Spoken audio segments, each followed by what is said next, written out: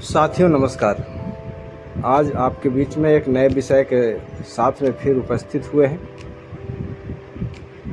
आज का विषय है तथागत बुद्ध और संत कबीर साहब का पांचवा सील, मद्यपान एवं नशीले पदार्थों से विरत रहने की शिक्षा और उसका समतुल्य अध्ययन कि वैदिक धर्म ग्रंथों में क्या है और कबीर साहब क्या कह रहे हैं, इस पर हम लोग आज चर्चा करेंगे। तो पहले हम वैदिक धर्म ग्रंथ में श्रावों से श्रावोर है, वैदिक देवता श्राव के बगैर एक क्षण भी नहीं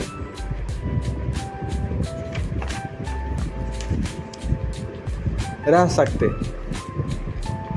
उत्तर वैदिक काल भी श्राव से रहित नहीं है। राम जो भारत के जनमानस के दिलो दिमाग में बसे हुए हैं, वे ही नहीं उनकी पत्नी भी श्राव का सेवन करती है। वाल्मीकि रामायण में पुख्ता प्रमाण विद्यमान है। वाल्मीकि रामायण उत्तरकांड सर्ग 42 श्लोक संख्या 18 के अनुसार, जैसे देवराज इंद्र अपनी पत्नी शची को पूरा और सुरापान कराते हैं, नाचने गाने में कुशल एवं चतुर बहुत सी रूपवती स्त्रियां मध्य पान कर नशे में बसीभूत होकर श्री राम के सामने नृत्य कला का प्रदर्शन करने लगती। राम को 14 वर्ष का वनवास हो चुका है। वह अपनी पत्नी सीता और भाई लक्ष्मण के साथ में वन गमन करते हैं। गंगा उफान पे है। नदी पार करने के लिए सीता बड़ी विनम्रता के साथ गंगा में प्रार्थना करती है कि गंगा माता अपना वेग कम कर दो, जिससे वे अपनी पति और राम और देवर लक्ष्मण सहित सकुशल दरिया पार कर सके। सीता गंगा माता से हाथ जोड़कर विनती करती है, हे देवी गंगे नमस्तुभ्यं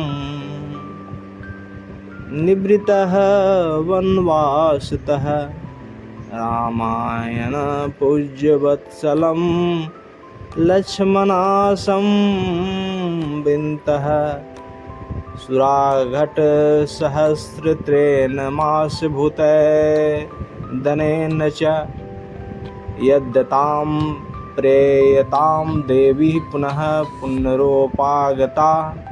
अर्थात हे देवी गंगे, मैं तुम्हें नमस्कार करती हूँ। राम और लक्ष्मण सहित जब मैं सकुशल वनवास से वापस आऊँगी तो तुम्हारा पूजन सैकड़ों घड़े श्राव और मांस से करूँगी। जिस समाज व्यवस्था का आदर्श महापुरुष ही श्रावी हो, भला उस समाज के लोग श्राव से कैसे विरत और वंचित रह सकते हैं।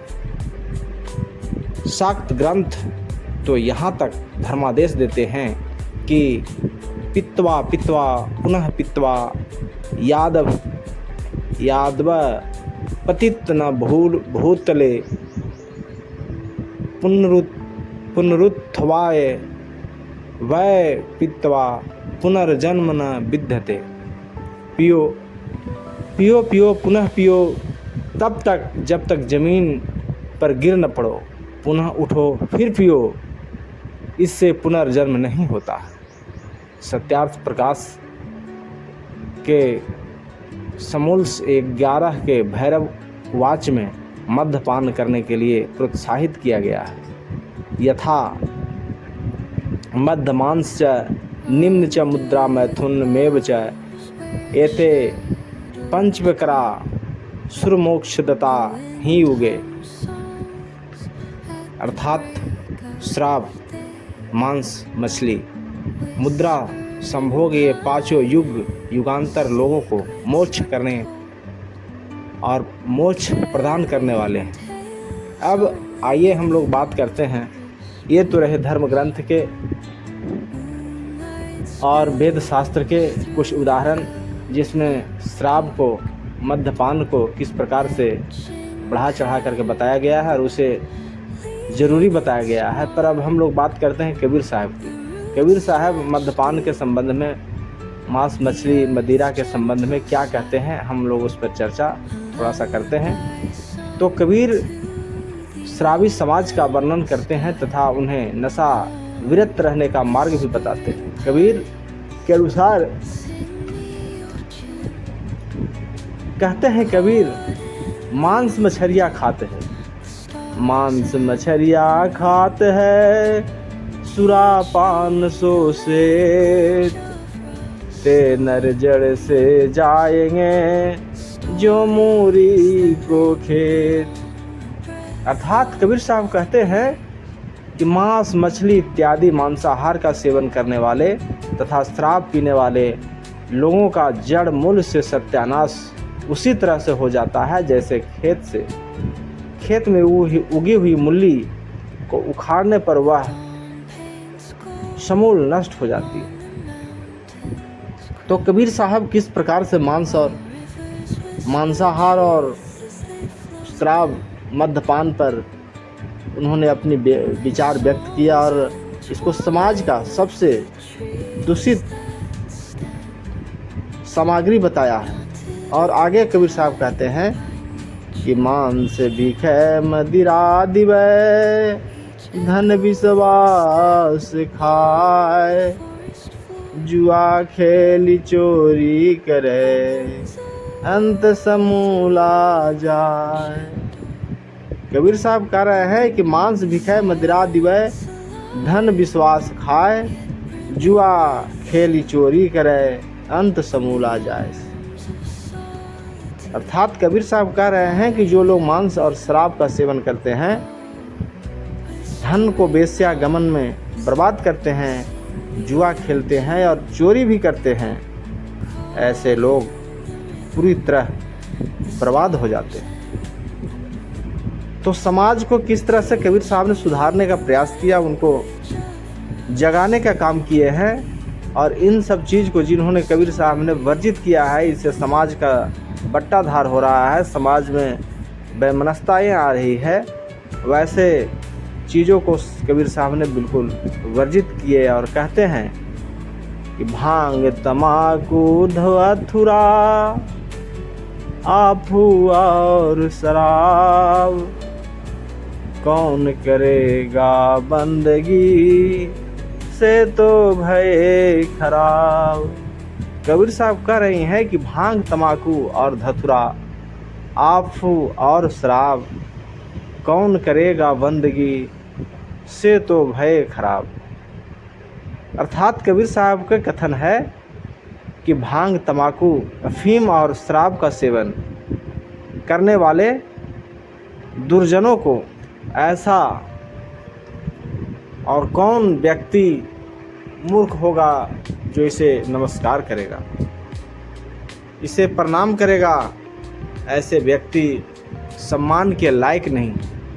कबीर साहब की ये कथन समाज जीवन में प्रभाव पड़ा और समाज में कबीरपंथी समाज का जो निर्माण हुआ वो समाज आज भी शराब मांस मछली इन सब चीज़ों से वर्जित है, इन सब चीज़ों का सेवन नहीं करते हैं। और कबीर के अनुयायी, जो कबीर के सच्चे अनुयायी हैं, वो कबीर साहब के कथनों को अपने जीवन में आत्मसात करके और उसे अपने जीवन के हर वो पल हर वो क्षण उतारने का प्रयास करते हैं।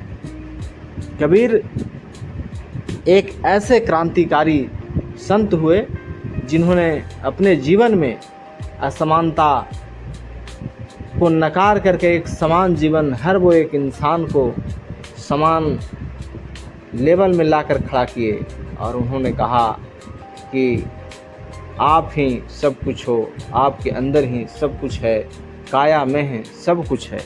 इसलिए इस काया के बारे में अध्ययन करिए, शरीर के बारे में अध्ययन करिए और शरीर के बारे में ही जानिए। इसलिए आज जो भी सरकारें रही हो, शराब बंदी हो रहे हैं, पर समाज का जो दिशा है, समाज की जो दशा है, समाज की जो सोच है, उसको सरकार नहीं बदल पा रही है। और जब तक इस दिशा और दशा को नहीं बदला जाएगा, तब तक जो आप चाहते हैं शराबबंदी, वो सफल शायद नहीं हो, क्योंकि उसके पहले माहौल आपको तैयार करना पड़ेगा, तभी वो कार्य सफल होंगे।